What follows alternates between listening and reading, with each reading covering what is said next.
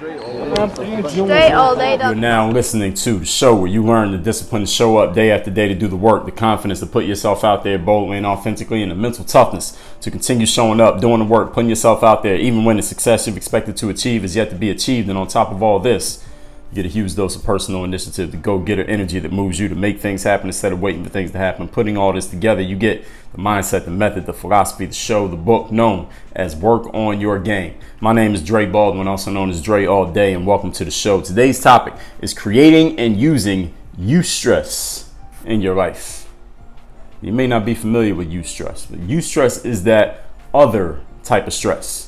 The lesser known type that we should be happy to engage with. Everyone here is familiar with distress, or what we often just refer to as just stress, period.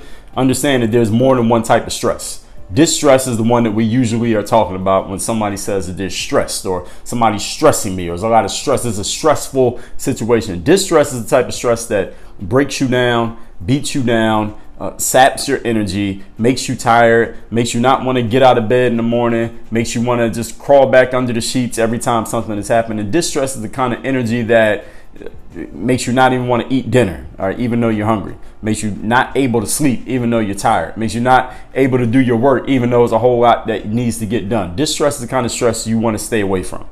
This is the kind of stress that, again, it breaks you down on the outside physically. It breaks you down on the inside mentally, spiritually, emotionally. This is the kind of stress that doesn't help. All right, the less of this you have, the better. All right, distress causes cancer, causes ulcers, causes all kinds of physical ailments. You don't want that kind of stress. All right, so you find that kind of stress coming on, you need to do whatever you got to do to get rid of it. Meditate, go take some yoga. Don't medicate, meditate.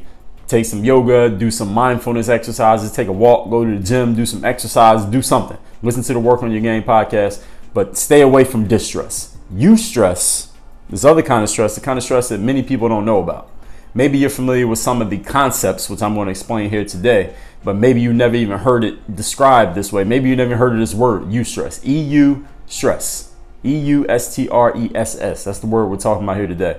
Definition of eustress is moderate or normal psychological stress interpreted as being beneficial for the experiencer. In other words, eustress is the kind of situation you go through that will challenge you on some level, but even though it is challenging you, even though it's something that you're not quite sure you can handle, you are happy to deal with this energy because you know it is making you stronger. It's making you better. It's making you tougher. It is developing you. It is growing you. It is raising you up.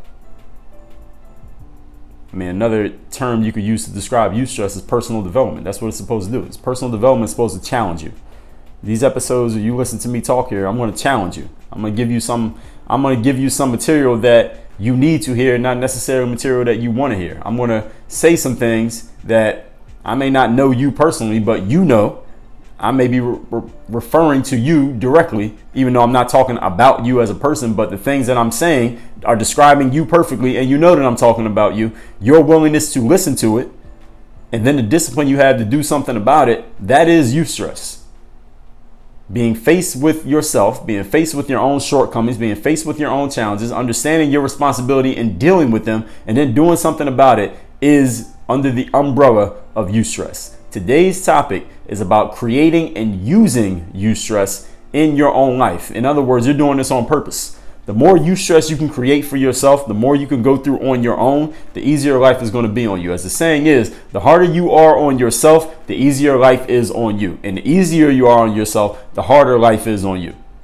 You want to expand your comfort zone in life. What do you have to do? You have to step into discomfort. You got to get comfortable being uncomfortable. How do you get comfortable being uncomfortable? One of the easiest ways of doing it is to force the discomfort on yourself instead of waiting for life to give the discomfort to you. Because if life has to give you the discomfort, it's going to come at times and places and in ways that you probably didn't expect, will probably be very inconvenient for you, and which you may not be able to handle. All right, so you don't want life to force the eustress on you, or the stress on you rather.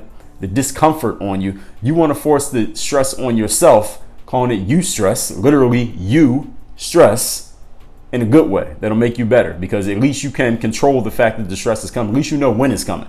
Doesn't mean you're going to be able to handle it all the time, but at least you know it's coming, and you know that you're bringing it on yourself. And the tougher you are on yourself to force yourself to deal with the eustress, the stronger you will be for dealing with the stress that comes your way in life, because you still can't control that no matter how much eustress you put on yourself. So let's get into the topic. Once again, creating and using eustress in your life. Point number one.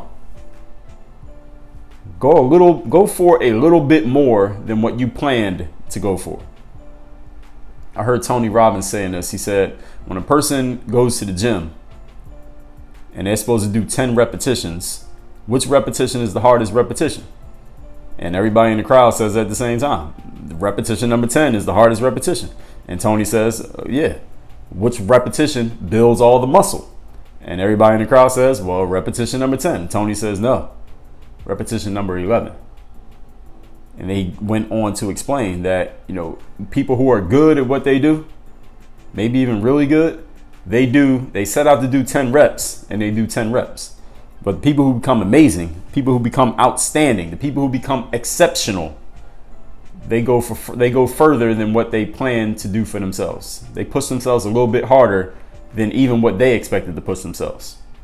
Almost every story that I hear of a person who raised their price in business, shifting gears here, but we're still on this point number one, is not, when I hear someone talking about raising their price in business, I never ever hear a person say, well, the way I raised my prices was this logical, slow progression of price. I went from $1 to $4 to $8 to $16 to $24. Now I'm at $47. I never hear anybody say that.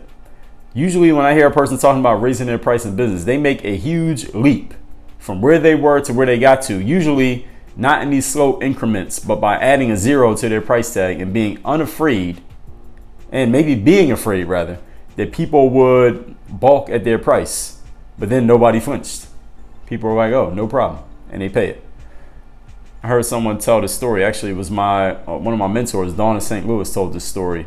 She told the story to me. I don't think she told it when she was on my podcast about 600 episodes ago, but she had told me this story that the first time she was doing a seminar, she was teaching. I can't even remember what she was teaching, but it was one of her core principles. She was teaching it at she rented out this hotel ballroom to teach her course or whatever it was. And she charged $250 for her seminar or what it was. And only one person showed up to the seminar. She did all this marketing, all this promoting, all this preparation. Only one person showed up to the seminar. And this one guy showed up, and Donna, obviously she was upset that not as many people came, but she gave this guy a show. She did everything she would do. Had there been 100 people in the room for just this one person. She went through the whole thing. The guy sat through the whole thing, took notes, listened, learned. And at the end of it, he came up to her and he said to her, why was I the only person who came to this seminar? This is really great information, what you just taught. Why do you think I was the only person who came? And Donna said to him, I don't know. I did all this promotion, all this marketing, all this preparation, and you see that my material is good. I have no idea why people didn't show up. And the guy said, I can help you out. I can show you why people didn't show up. And Donna said, please show me why people didn't show up. You can help me. I'm all ears. So the guy went over to the whiteboard where Donna had the price of her seminar written. It said $250, 250. And you know what the guy did? He grabbed the marker and he added a zero to the end of the number. And he said, next time you do one of these seminars, charge this much. And Donna said, next time she did one of those seminars, she had 15 people in the room. She went from $250 to $2,500. Now, I'm telling you that to tell you this. That's not going a little bit further than what she planned for. She went a lot further. So sometimes in life, you do go a little bit further. You plan on doing 10 repetitions, you do 11 repetitions. You're pushing yourself a little bit, at least in that case. But there are other times in life where you're going to go a lot further than what you expected by doing a little thing. A little thing goes a lot further. All Donna did was add a zero. All right, how much energy does it take for you to type the number 0 on your phone, or number 0 on your keyboard, or write the number 0 on a whiteboard? It doesn't take that much energy, but is there a huge leap? If people stop paying $250, start paying $2,500, yes, it does. It changes everything. That's a 10x change. People pay that price that you thought might balk at the price. Nobody flinched at it. Everybody kept paying it. Nobody saw anything wrong with it. And now you have a brand new normal for yourself, simply because you did a small thing that created a huge change. What holds many of us back in life from this basic form of eustress that I just explained, doing one more repetition than you expected, instead of asking for $250, asking for $2,500, what stops most people from going through this, which is very easy to go through, is that we logically can't find a way to make sense of going any further than what we're used to doing. People can't logically understand, well, Dre, if I set out to do 10 reps, why do I need to do 11 reps? Why do I need to do extra? What's the point of doing extra? What is that going to do for me? If I'm already charging $250 and people are paying it, why would I start charging $2,500? People might get mad and people might not buy it. I might lose 90% of my customers. Why would I do that? People look at, whenever you ask someone to go further than what they're used to going, oftentimes, not everybody, but oftentimes people will challenge it by asking, well, why should I do that? I can't logically understand why it makes sense for me to go further than the way than how far I'm already going. They don't want to put this eustress on ourselves because our logical minds can't make sense of it. And our unconscious fears make a whole lot of sense of it, which is all these things might go wrong. This might not work out. This might end up being a bad idea. Our unconscious fears can't make sense of going any further than where we're used to going. So let me ask you a question. Who or what set that limit for you? If you're doing 10 repetitions in the gym, who or what told you to do 10 repetitions? Or is that just a number that you came up with on your own? If you're charging $250 for your seminar, who or what told you that you had to charge $250? Why not charge $2,500? What's the difference? Who told you that $250 was the number that you had to be at? Probably nobody. Probably nothing. You probably just pulled that number out of the air and you became comfortable with it. Why? Because human beings are creatures of habit. You'll likely see that that limit that you set for yourself, that nobody made for you, that is not forced on you, there's no reason why you had to stick to it. You will likely see, if you're mature enough to look at it, that that limit is just as flimsy as any other argument you will have for what you're doing. When you ask for more in life, whether you're asking from another person, whether you're asking from the spirits out there in the ether, whether you're asking for more from yourself, when you ask for more, you know what usually happens? You usually get it. You want to know why you usually get it when you ask for more in life? No matter who you're asking it of, you get more when you ask for it because nobody else is asking for more. There's so many people in life who never ask for more from themselves. They never ask for more from their business. They never ask for more from their energy, from their mindset, from their anything that they're doing. They never ask for more. They get a certain amount, they get comfortable with what they're getting, and they never challenge themselves to go any further than where they're at. Why? Who knows? Well, we do know. Actually, I know. Because human beings are creatures of habit. The law of inertia. We're not going to stretch ourselves to go further than where we've already been going because we're comfortable with where we are at. That's why today's topic is about creating and utilizing eustress. Eustress this is something you must choose to do. All right, eustress does not happen to you. It's something that you choose to make happen. A lot of people sitting around waiting for something to be claimed. Let me back up there. Let me say that again. There's a lot of extra in life. Whatever you want extra of, extra energy, extra money, extra muscle, extra attention, extra resources, whatever resources you want, extra power, extra accomplishments, extra rewards, extra everything. There's a whole lot of extra sitting around in this world waiting to be claimed by someone, anyone who is simply willing to ask for it. Point number 2. Today's topic is creating and using eustress in your life. Learn to listen to your fear. Since your fear is probably talking at times when your life is not at risk, that means your fear is still active. It's telling you what makes you uncomfortable. See, the thing about fear is that if you can hear your fear talking to you, that means your life is probably not at risk. Because if your life was really at risk, you wouldn't hear anything talking to you. All you would notice is a situation that you need to get away from and your fight or flight instincts would kick in immediately. You're not hearing anything. There's no talking going on when fight or flight kicks in. So if you can hear fear talking to you, usually it just means you're dealing with something that's making you uncomfortable. Not something that's risking or threatening rather your life. But the fear is still active because it needs somewhere to go. If you haven't learned to control your own fear, it needs somewhere to go. So then it channels itself into things that make you uncomfortable. Not things that are going to hurt you. They just make you uncomfortable. Things that are outside of your comfort zone. Things that you interpret as distress, but could easily become eustress if you would take control of your mind. This is where your fear is speaking to you. When you feel discomfort, when you push back against something new, not because you have any logical reason to, but simply because it's new and you just don't want to do it.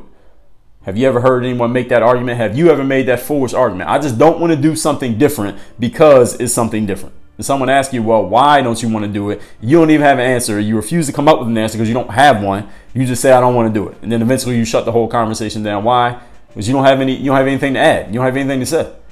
This is your fear talking, and you don't even realize that it's your fear talking. Maybe later on you come to realize it and admit it. Most of the time people don't even do that. This is the stuff, these uncomfortable things that your fear speaks to you through. This is the stuff that people usually run away from, or you find a way to avoid so that you don't have to admit that you're afraid.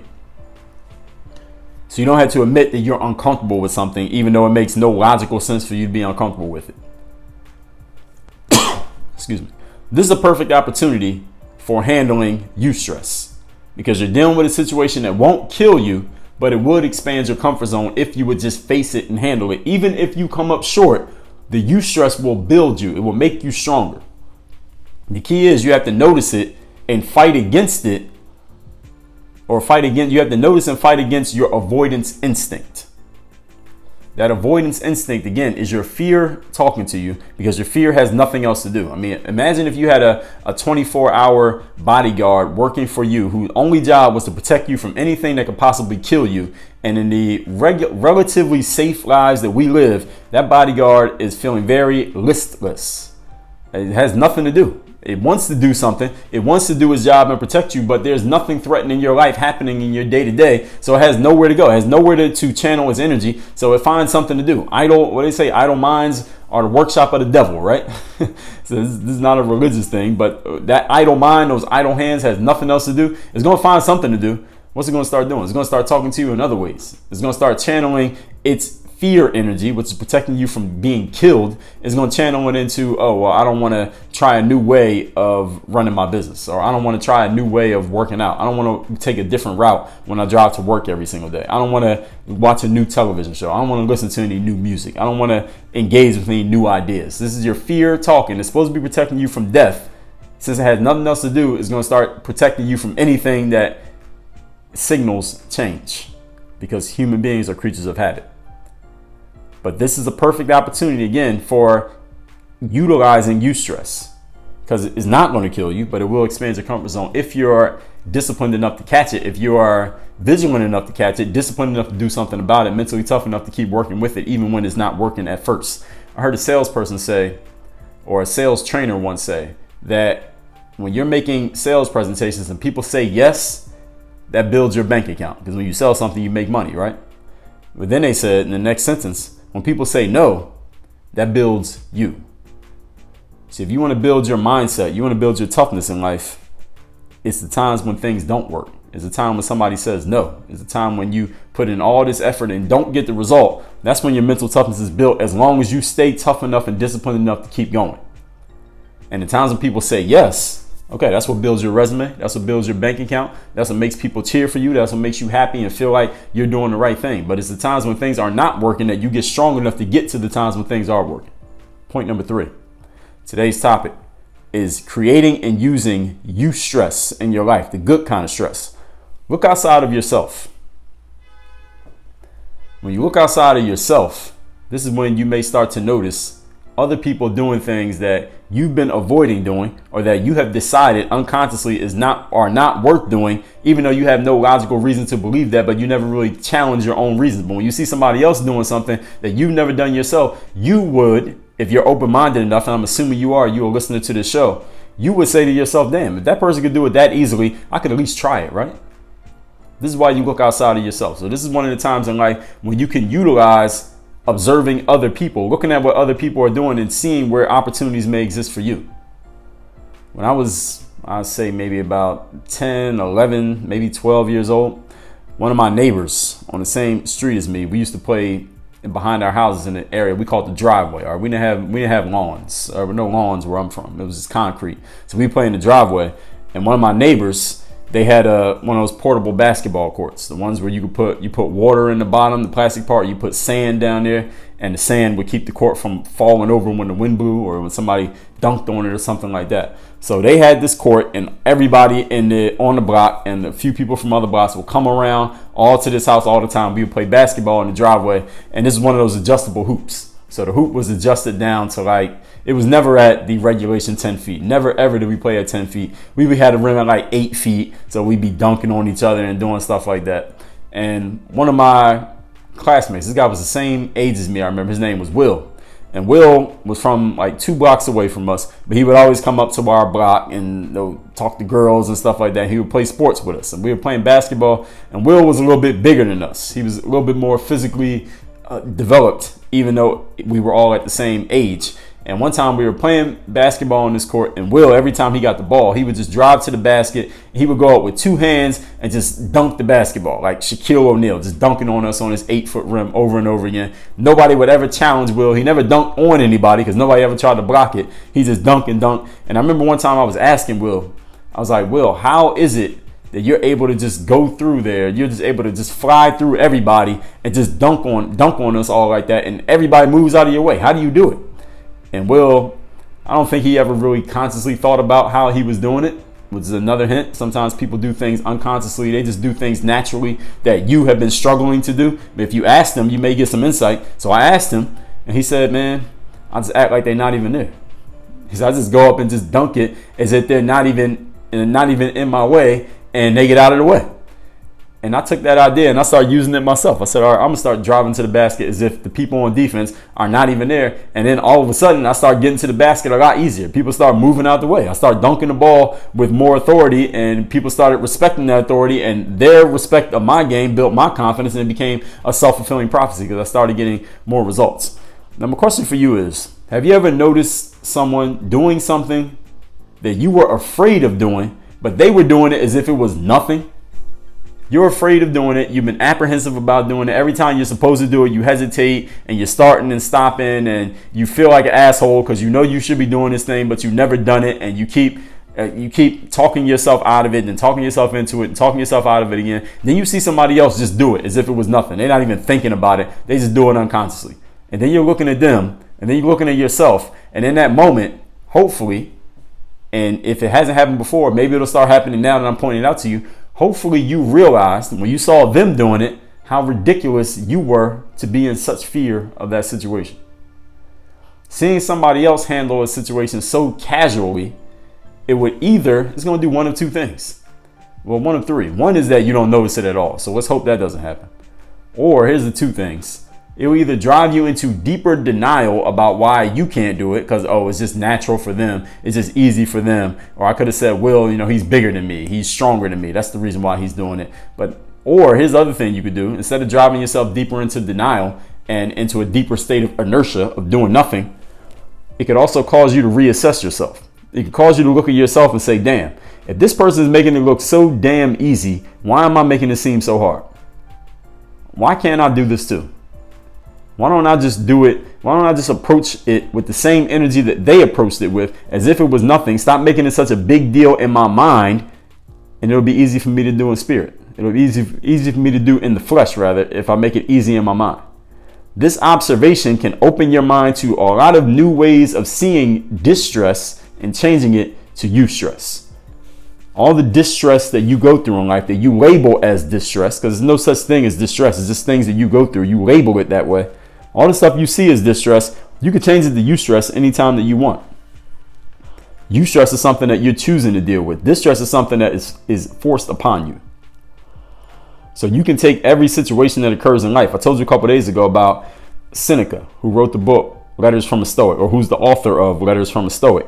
He talked about this. He said, in any situation that happens in life, if you accept the situation, because in life, a lot of things are going to happen to us that we don't control, that we did not plan, that we did not ask for, but we do have to deal with. If you accept the things that come your way in life and accept them as if, mental alchemy here, I wanted this to happen. I expected this to happen. I'm ready to deal with this. It's happening, so I'm going to deal with it. I'm going to deal with it as if I wanted it to happen because it's happening whether I wanted to or not. I'm going to act like I made it happen. I'm going to act like I wanted this. I'm going to handle it. It becomes eustress. Now, if you look at the situation in life as, damn, I didn't want this. This is unexpected. This is forced upon me. I got all this weight on my shoulders. I'm starting to feel overwhelmed. I don't know if I can handle this. That's distress. So again, Seneca, Letters from a Stoic, it tells you, just take every situation in life and pretend, trick yourself, fool yourself into believing you wanted that to happen. Why? Because it's going to happen whether you wanted it to or not. So you might as well take control of it, take ownership of everything that is occurring in your life. When you take ownership of something, you have control over it. When you take control, you have ability to respond. When you have ability to respond, we call that responsibility. And when you have responsibility, you have leadership. When you have leadership, you have ownership. When you have ownership, you can control things. See how all that works? So this observation of seeing someone else do something that was hard for you but easy for them, it can open your mind to new ways of seeing what used to be distress and changing it to eustress. So let's recap today's topic, which is creating and using eustress in your life. Eustress is this other type of stress, the lesser known type that we should be happy to engage with. It is defined as moderate or normal psychological stress interpreted as being beneficial for the experiencer. Point number one, go for a little bit more than what you plan for. Every story I hear of a person raising their price in business is not going from $250 to $300. It's going from $250 to $2,500. It's a leap that they made by doing a small thing, small against what they planned for, but it leads to a big result. Nobody flinches. Nobody has a problem with it. People start paying it. What holds most of us back from making these type of leaps or changes in our lives, this basic form of eustress, is our logical minds and unconscious fears that are unable to make sense of going any further than where we're used to going, when where we're used to going was not made up by any logic in the first place. So we're using logic and fear to hold us in a place that we did not use logic to get to in the very first place. Do you understand how backwards that can be? When you ask for more in life, you usually get it. You want to know why? Because nobody else is asking for more. Asking for more of yourself, asking for more of others, asking for more from life, period. There's a lot of extra sitting around in this world waiting to be claimed by somebody, anybody who is willing to ask for more. Point number two, listen to your fear. Since it's probably talking when your life is not at risk, because your life is not at risk on a day-to-day basis. I'm going to venture to guess. Therefore, your fear would still exist. It talks to you in a different way. It comes in the form of inconveniences, uncomfortableness, discomfort rather, things that you just don't want to change. You want to keep things the same simply because change is the new fear. All right. Change is the new fear. This is the stuff that you would run away from or find a way to avoid. There's a perfect opportunity for eustress because it's not going to kill you. It doesn't threaten your life, but it will expand your comfort zone if you're willing to dance with it. The key is you have to notice it and work against your avoidance instincts that are speaking through your fear that is idle because it's not protecting you from life or death situations because you don't deal with too many of those. Point number three, look outside of yourself. I saw a kid who was the same age as me, a little bit bigger, but the same age, dunking the basketball, and everybody moved out his way. I was never able to do that. And I asked him, how are you able to do that? Just dunk as if nobody's there. He said, just act like they're not there. Just dunk the ball as if nobody else is on the court. I started doing that and it started working. Have you ever noticed someone doing something that you were afraid of and they were doing it as if it was nothing? In that moment, one of three things happen. One, you don't notice it. Two, you drive yourself into deeper denial. Oh, you come up with some excuse for why they could do it, but why you can't. Or here's the key one, the eustress option. You realize how ridiculous your fear was and realize you could do the same thing.